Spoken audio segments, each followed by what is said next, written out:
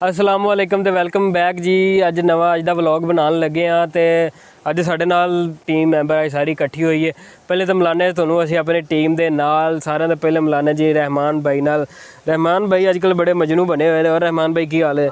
तो B S ठीक है। अली भाई आ गए। अली भाई अजकल बड़ी शेरो शायरी कर रहे हैं। इधर आ बड़ा काला आंडिया यार तू। लो जी हूँ ठीक आ रहा माड़ा जा ठीक आ रहा है जी। हमजा भाई वो इधर आओ यार, सारे बड़े काले आंडे हैं। इधर आओ इधर आओ। सब्सक्राइब करो फिर क्रीमा लिया खिलावांगे। अच्छा ठीक हो गया जैन भाई ने। और ठीक है तू सुना कोई खाची सुना दे अज। खाची मेरे को अज नहीं है सुना। अली भाई बड़ी शेरो शायरी करते हैं नाल इन्हां कोल थोड़ा शेर सुनाने। थोड़ा शेर सुना माड़ा उच्ची आवाज नाल।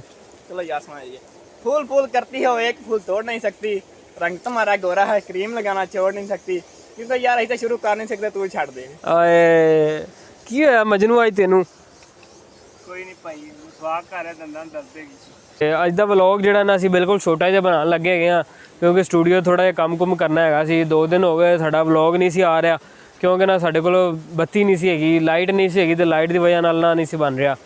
ਤੇ ਕਿਉਂਕਿ ਤਾਂ ਖੰਬੇ ਲਾਣੇ ਸੀ, ਵਾਟ ਵਾਲੇ ਖੰਬੇ ਲਾਏ ਨੇ, ਨਾਲੇ ਆਹੋ ਉਹ ਲਾਇਆ ਹੈਗਾ ਤੇ ਨਾਲ ਨਾ ਉਹਨਾਂ ਤਾਰਾਂ ਤੂਰਾਂ ਕੱਸੀਆਂ ਹੈਗੀਆਂ ਨੇ। ਬਾਕੀ ਰਹਿਮਾਨ ਭਾਈ ਤੁਹਾਨੂੰ ਡਿਟੇਲ ਨਾਲ ਦੱਸ ਦੇਣ ਕਿ ਮੈਂ ਤਾਂ ਬਾਹਰ ਨਹੀਂ ਨਿਕਲਿਆ। ਇਹ ਨਬੀ ਦੀ ਸੁਨਨਤ ਵੀ ਹੈਗੀ ਹੈ ਤੇ ਖੰਬਿਆਂ ਦਾ ਤਾਂ ਪਹਿਲੇ ਦੱਸ ਨਾ। ਖੰਬਿਆਂ ਦਾ ਦੱਸ। ਖੰਬਿਆਂ ਦੇ ਜਿੰਨੇ ਕੁੰਡੀਆਂ ਛੁੰਡੀਆਂ ਲਾਈਆਂ ਨੇ ਨਾ, ਇਹ ਲਾਹ ਲੂ ਪੁਲਿਸ ਵਾਲੇ ਲੱਗੇ ਫਿਰਦੇ ਛਾਪੇ ਮਾਰਨ। ਜਿਹੜਾ ਚੁੱਕੇਗਾ ਭਈਆ ਆਪਦਾ ਜ਼ਿੰਮੇਦਾਰ ਆਪ ਹੋਏਗਾ। ਇਹੀ ਤੁਹਾਨੂੰ ਦੱਸ ਦਿੱਤਾ।